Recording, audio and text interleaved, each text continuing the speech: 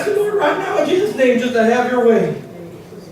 Amen. Now, I got the microphone that's a little on the quiet side. Something is ringing up here. I don't know, I keep on hearing like something going back. So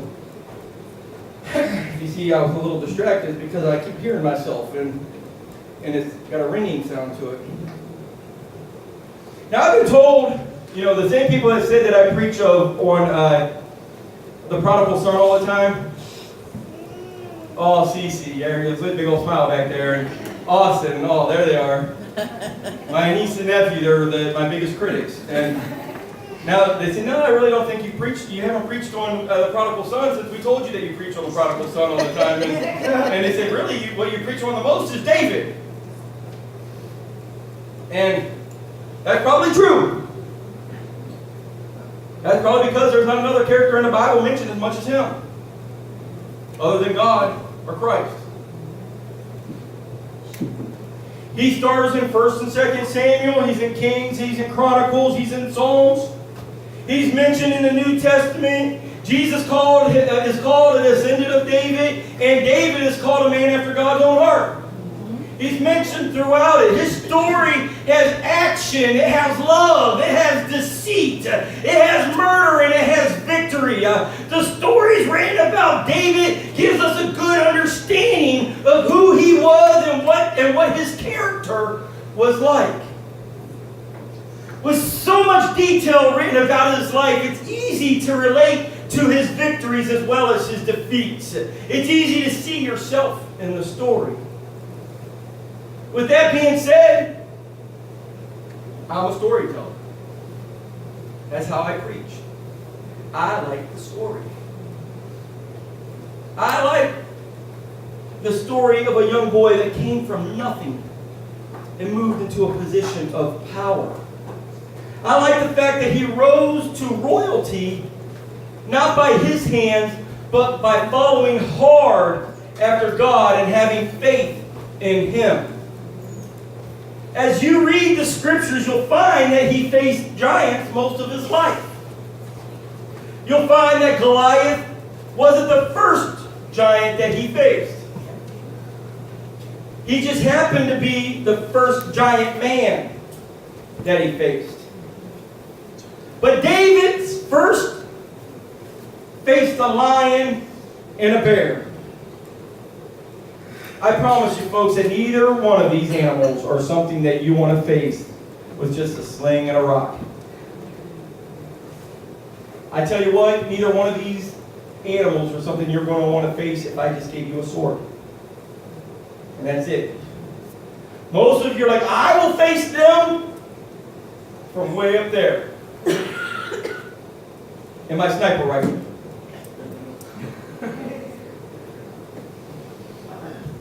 Neither of these animals are something that you want to face with just a sling and a rock. Now, definitely, neither one of these animals are you're going to want to go up and chase them and grab them by their beard. Grab them with your bare hands and wrestle with them to the death.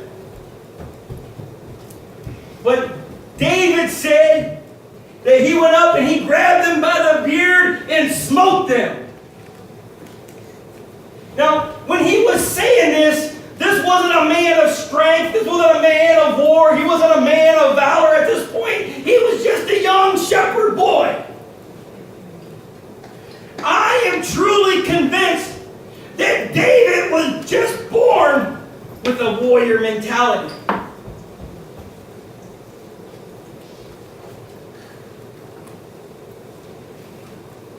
A warrior mentality. So many people that stay quiet and run from conflict. But David said, I'm going to run to it. When the lion and the bear walks to and fro in their life without confronting it, David said, I'll go to it. Yes. They walk to and fro, stealing from your flocks. They walk to and fro, and it steals from your household. It walks to and fro, taking what it wants, seeking whom he may devour. And we just sit back there with fears and say, well, it was just one little ewe lamb.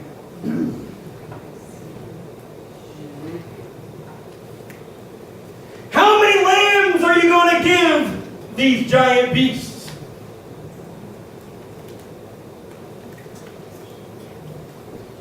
How many lambs are you going to give this giant beast? I know that both are among the scariest beasts of the field. They both possess much strength. One is called a king, while the other may be the strongest in the wilderness. But day after day, these beasts come into our lives, and we stand idly by while they rob from us. Massive beasts of flesh. They have a big growl or a roar that will send fear up your spine to anyone that hears it. I preached a message, I don't know, it might have been about a year ago or so, about our greatest enemy. I said, when you want a picture of your greatest enemy, you're not going to see a picture of the devil in this category.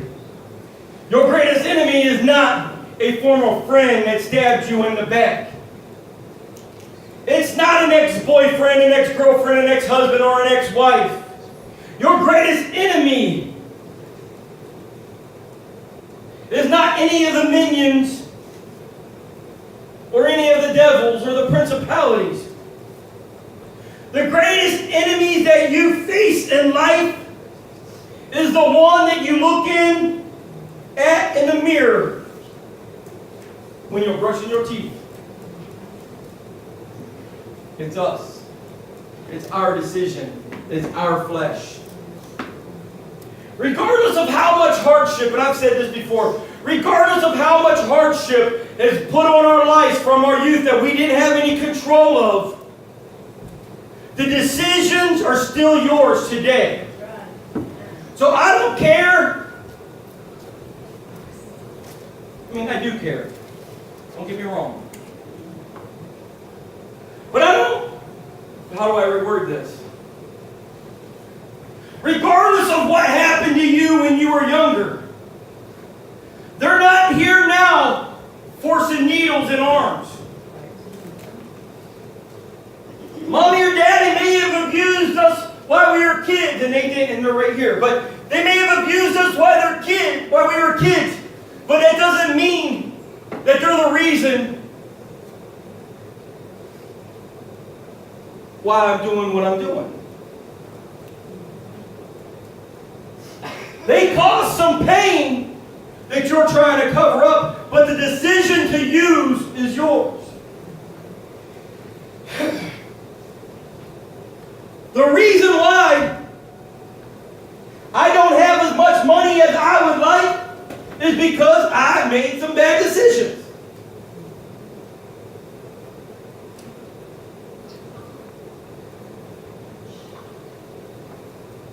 I may have felt that some were unavoidable, but they were still my decision. No one made me do it. No one made me do it. You see, this flesh that we have, it gets hungry like the lion and the bear. It roars and it says, feed me. So what do? We give in to the roars because they sound intimidating. Because we know that it's a ravenous beast. And when it wants to eat, you don't want to stand in its way.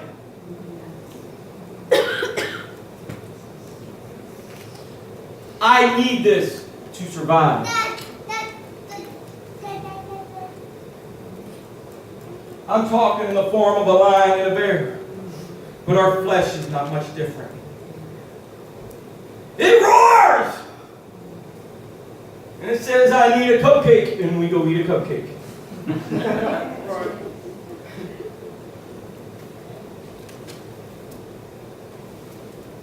It roars! And says, I need a new truck. And I go get a new truck. Almost. Really close. I need new tires, but my flesh said, you need a new truck!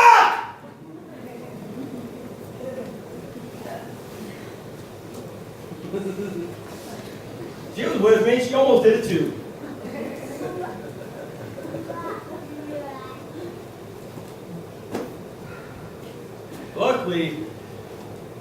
I still had a little bit of sense about me. He said, no, I'm not taking that little for my truck. And I walked out. But this place roars! And so many people, it roars and says, feed me, I've got pain. And they go to the beer bottle, they go to the whiskey bottle, they go and they pop pills, they run and they chase women, they go and they hire prostitutes, they go and they roar when it roars and do what it says.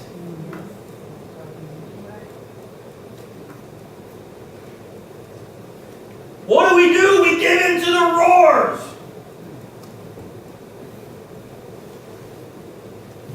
To some of us, our lives have been attacked, not by Satan, but our own unwillingness to stand up to this beast. When it roars, we give in. We give in to the lusts of the flesh. We give in and do the things that it desires. Its roar forces you to make decisions that take away from your family. It takes away from your walk with God. You decide that it's only just one little lamb. I have more. Until you get to a point that you look around and you find that you don't have that many little ewe lambs left. And now you're scrimping by because your money isn't going as far as you could go. Your prayer life is depleted to the point that you're rarely uplifted and you carry a huge burden around on your shoulders. You ever see the picture of Atlas with a big globe on his shoulders? That's the way most of us go through life every day. It doesn't look like much fun.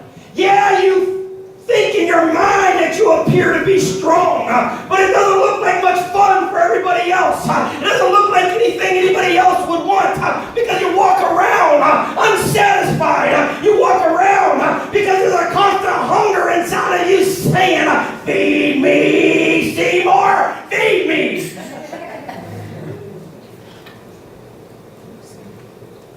I just aged myself. Little shop of horrors. Feed me, Seymour. Feed me. You would think that as much as I preach about David, that somebody would take the hint. Oh, you didn't know I was going to turn this around on you, Debbie Austin.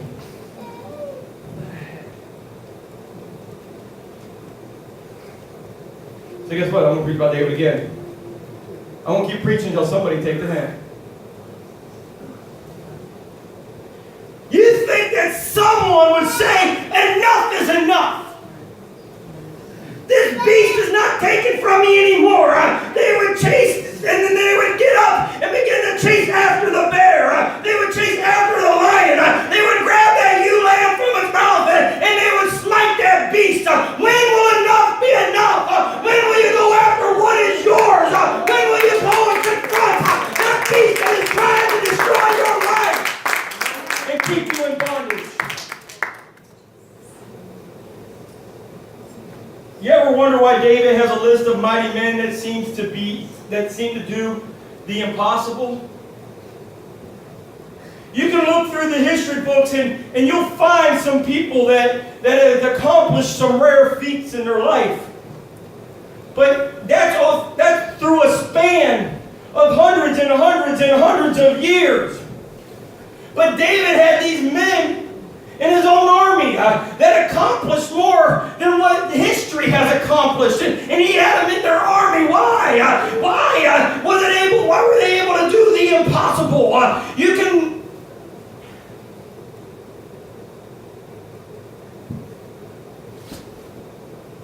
Let me back up. David had mighty men that overcame the impossible. Why? Because they had a leader that would look the impossible in the face and make it possible. Right. Listen, I have never seen someone go up and grab a beard of a bear and kill it. When I do see that man, I want to be his friend. Come with me.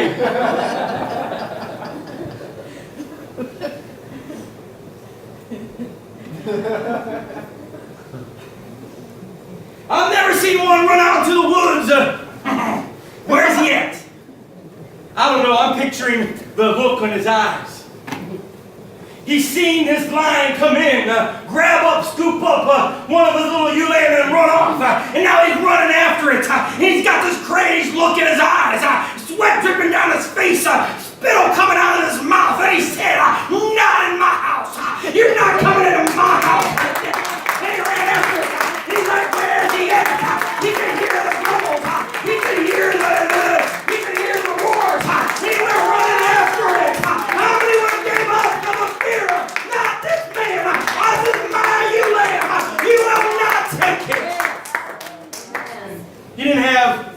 We find out later that he didn't know how to use a sword. He didn't know how to use armor. He went out there and he said that he grabbed him by the beard. This man, he said, you will not!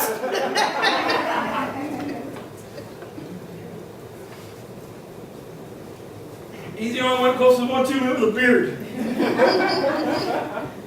You will not grab my ewe-lamb. I'm almost picturing Tarzan out there. Oh,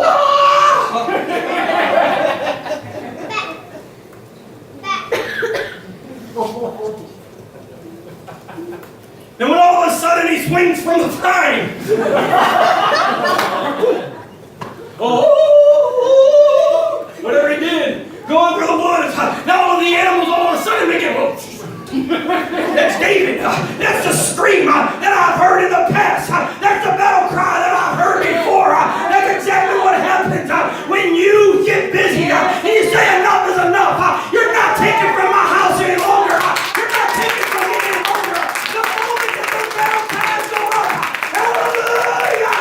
The devils in hell begin to tremble. They begin to shake because they know that they're not coming alone, but they're coming to destroy.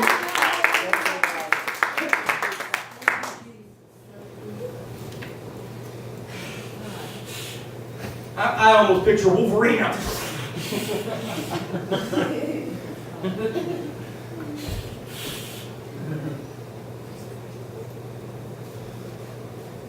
That was a picture of manliness that you guys will never see anywhere else.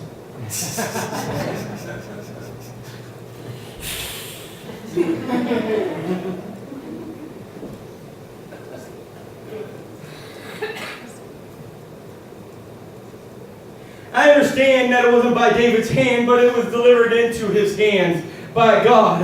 That's what's wrong with the people today. They are too worried about what they look like to others. That they're worried about what they look like to others. That they feel like they have to look strong and they have to look like they're tough and they have to do it on their own. So they fight these things by themselves instead of letting God fight their battles for them. So what they do, they go around and say, "I'm on the bear and get eaten."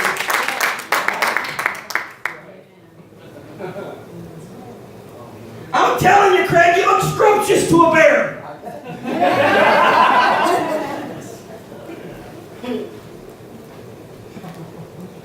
When it looks at me, he said, delicious. My wife isn't the only one saying that.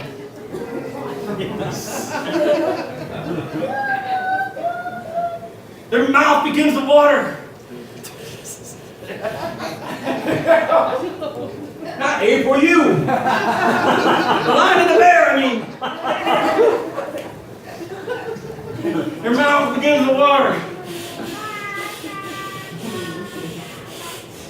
Because those grumbling pains is there. The hunger is there. And it's seeking to devour you. What are you going to do? If you come there by yourself, you will be eaten.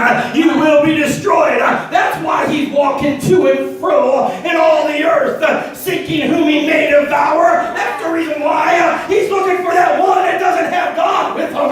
He's looking for that one that's by himself. Just like you see the lions